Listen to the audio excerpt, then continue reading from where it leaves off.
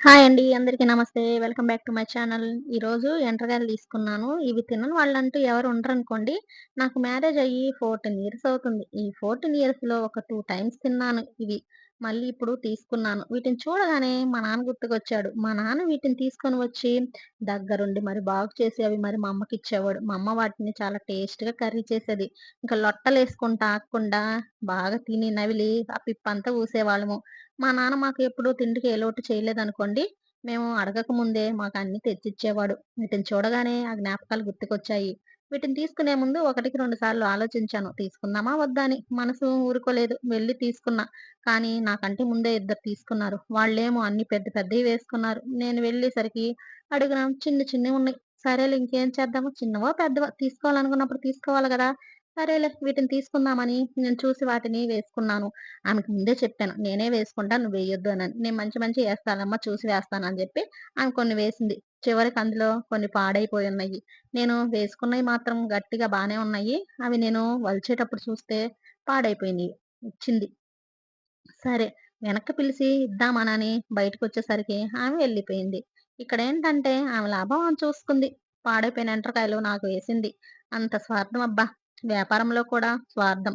నిజానికి అలా పాడైపోయినయి నాకు వేసి డబ్బులు తీసుకుంది కానీ, ఆమె ఆ డబ్బులు ఆమె దగ్గరుంటాయా? మరోసారి నా దగ్గరకొస్తే మళ్ళీ తీసుకుంటానా?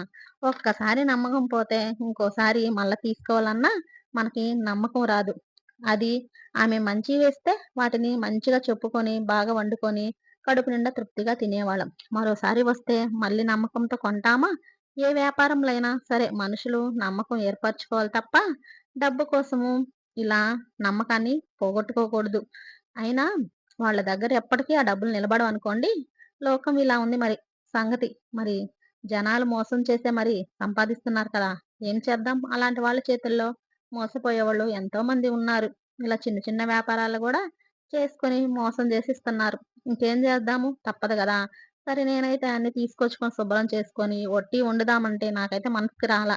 వీటిల్నేం చేద్దాం? ఉత్తియి నేనైతే ఫ్రై చేసుకొని తినాలనుకున్నాను. కానీ అవి తీరా ఒలిచిన తర్వాత నాకు ఫ్రై చేసుకొని తినడానికి మనసుకి రాలా. ఇంక చేసేదేం లేక వీటిని ఇలా కాదులే ఇవాళ గోంగూరలేసి వండేద్దాం అని జెప్పి గోంగూర తెచ్చుకొని, గోంగూర ఒలుచుకొని, ఇంకేం చేద్దాము? గోంగూర శుభ్రంగా వండుకొని, ఆ గోంగూరలేసి వండేద్దామని జెప్పేసి ఇంకా గోంగూరేసుకొని నేనైతే వాటిల్లో గోంగూరేసి, గోంగూర ఎండకాయలు కర్రీ చేసేసాను. ఇంక నాకైతే కూరైతే రెడీ అయిపోయిందబ్బా! మీతిన్ని మాటలు చెప్పుకుంటా నేనిలా కూరైతే రెడీ చేసేసుకున్నాను.